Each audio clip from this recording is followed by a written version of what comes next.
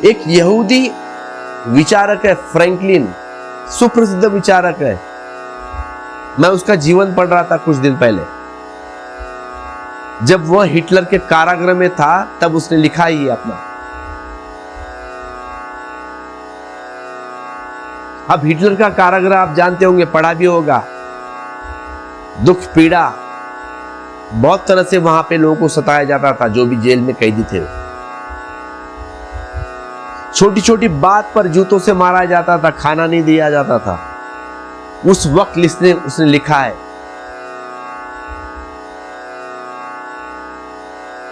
है कि मेरी स्वतंत्रता अक्षुण्ण है।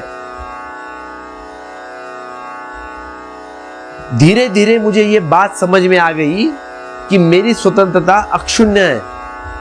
जब मैं उसका जीवन पढ़ रहा था मैं भी चौंक गया। ये आदमी जेल में है और लिख रहा है मेरी स्वतंत्रता अक्षुण्ण है, मतलब खत्म नहीं होने वाली है, एकदम प्योर। अब इस व्यक्ति ने अपनी स्वतंत्रता वहां पे कैसी पाई होगी? जेल में। अब वहां पे जेल में हिटलर ने सब इंतजाम कर रखे थे लोगों के लिए, दुख देने के लिए। ठीक से खाना नहीं देता था, एक रोटी मिलती थी रोजाना। एक रोटी मतलब वही नाश्ता, वही खाना, सवेरे का भी और शाम का भी। उतनी एक रोटी काफी न थी, तो लोग वह रोटी छिपा छिपा के रखते थे। और ये जो फ्रैंक है बड़ा मनोवैज्ञानिक है, प्रतिष्ठित विचारक, लेकिन उसने भी लिखा है कि बड़े डॉक्टर मेरे साथ थे। अब जेल में साथ तो बहुत सारे होंगे ना। बड़े बड़े डॉक्टर मेरे साथ थे जिन्होंने कभी सोचा भी ना था कि एक रोटी का टुकड़ा चुरा लेंगे। डॉक्टर थे जेल में, धनपति थे, और एक रोटी का टुकड़ा चुराना। और सारे जो डॉक्टर, धनपति, बड़े बड़े व्यापारी है, मिलता था एक ही रोटी का टुकड़ा। जेल में है, बचा बचा कर खाते थे। क्या करे जेल में? थोड़ा सा सवेरे खा लिए नाश्ता, थोड़ा दोपहर में, थोड़ा रात में। अब बार बार भूख लगी तो क्या करेंगे, इसलिए थोड़ा बचा के रखा जाता था। फिर भी 24 घंटे में भूखा रहना पड़ता। मन को समझाना पड़ता, क्या करे, अब एक ही रोटी है इसलिए छिपा कर खाते हैं। बार बार देख लेते कोई दूसरा तो मेरे रोटी को नहीं उठाया, क्योंकि एक कमरे में जहां 10 लोग हैं वहां पे 20-20 कैदी रखे जाते थे।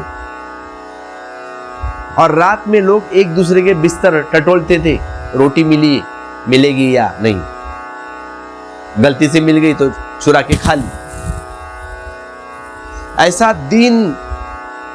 ऐसा दुख हिटलर देता था जेल के कैदियों को।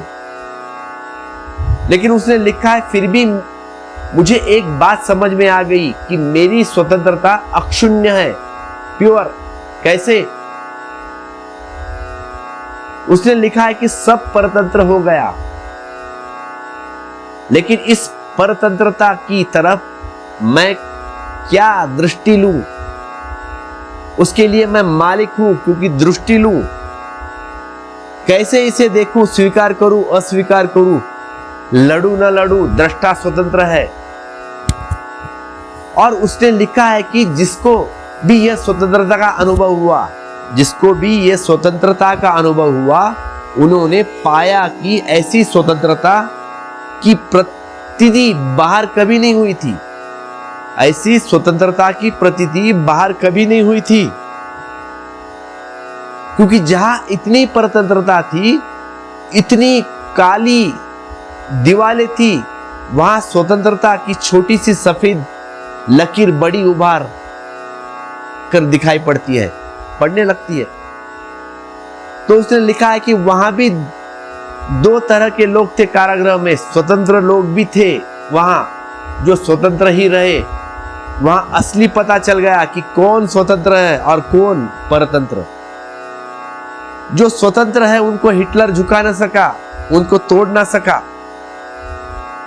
उनको भूखा मार डाला, उनको कोड़े लगाए, लेकिन उनको झुका न सका वह। उनको मारा जा सका लेकिन झुकाया न जा सका। उनकी स्वतंत्रता अक्षुण्ण थी।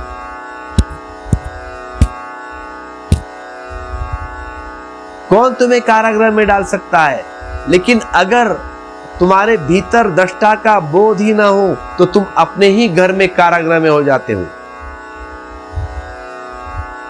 खुदा गवाह है दोनों है, खुदा गवाह है दोनों है, दुश्मने परवाज, गमे कफस हो कि राहत हो आशियानों की।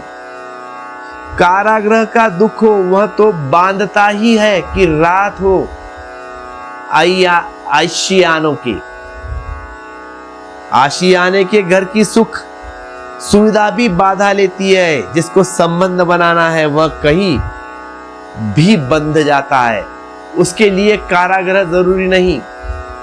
जहां अपने घर को ही सोचो, तुमने कब का उसे कारागृह बना लिया।